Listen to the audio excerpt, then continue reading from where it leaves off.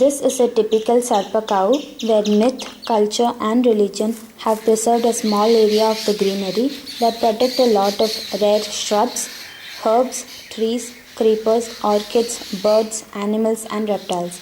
This small area is part of a temple called Penothil Bhagavati Temple.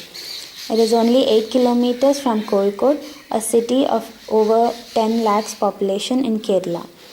This place, Virupil, is a fine residential area and is not very far from the Government Medical College.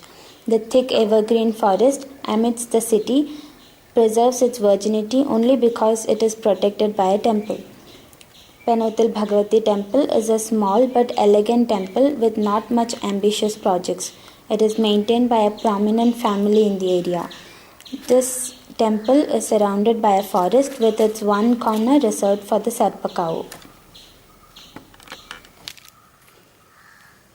There are many low-profile Sarpakavu like this that exist in Kerala. During the period when the joint families prevailed, all the wealthy Hindu families, irrespective of the caste, had reserved a small area in their vast land as Sarpakavu, and they considered it as their religious duty to protect the flora and fauna of the area. When the joint family system crumbled, the nuclear families inherited the land and they found it difficult to preserve the Sarpakavus, and eventually most of the Sarpakavus were either sold out or destroyed. Only very few Sarpakavus, which were luckily part of some temples, survived the social change. The taboos connected with Kavu prevent people from entering the forest. The common people in the neighborhood even feared to take a twig from here. The adjacent temple does not even pluck flowers from the Sarpakavu. This temple, Penothil Bhagavati Temple, do not even light a lamp before the Naga deities. They only conduct an annual festival with limited access to the forest premises. The major event, the Nagapattu, is conducted outside the forest area. The attitude of the people towards the temple and the Sarpakavu are entirely different. Those temples which identified the role of the Kavu and the temple as different only preserve the forest. The Sarpakavu, as it is told, have many Sarpa, the cobra, flying creeper snake, water snakes, etc. As these species are revered, people just adjust and don't harm them.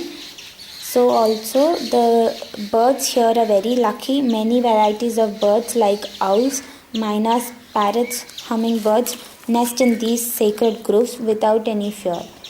The creepers make the Sarpakavu look dark even in broad daylight and makes it inaccessible to men. Many herbal combinations of Ayurveda medicines are abundant here.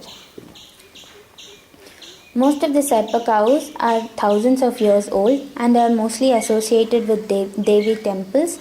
The rituals served here are mostly tribal or informal than based on Agama or other tantric texts. Only after 90% of the Sarpakavus were destroyed have the authorities come out of their slumber and recognized the importance of the Sarpakavus. The Kerala Forest Department is now documenting and financing the Kavus. They have identified around 1,500 Sarpakavu in Kerala. According to the experts, most of the sacred groves represent the relics of one gregarious and abundant low-lying evergreen forest of the Western Ghats. Only very few are reported from the foothills and the high ranges. The size of the sacred grove in Kerala varies as small as 1 cent to 20 or more hectares. Many other websites also promote and give valuable suggestions for promoting the Kavu Center. To scientists, these sacred groves are ecological heaven which preserve and protect the flora and fauna, influences the local climate and help water preservation. Apart from disintegration of the joint family and shrinking Hindu population, the Sarpakavu are facing many other problems. Rapid urbanization of Kerala and traditional population moving away from their age-old locality harmfully affect the village culture.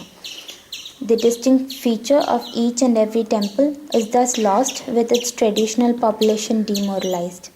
religious beliefs and taboos are no more practiced by a good section of young generation, and hence they do not possess the awe and reverence to these sacred groves.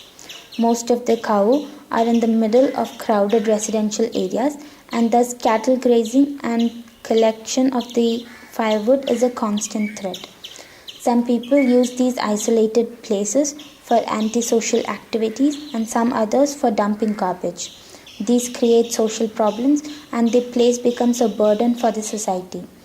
Encroachment of the temple properties by unscrupulous elements is very rampant and that shrink the temple properties. In many temples, the devotees do not find the importance of flora and fauna and cut trees preserving only the deities. Some greedy custodians of the temple or priests do daily pujas in the Sarpakavu to bring crowd and that eventually destroys the forest. Another problem is the expansion and developmental work in the temple which actually kill the goose for the egg.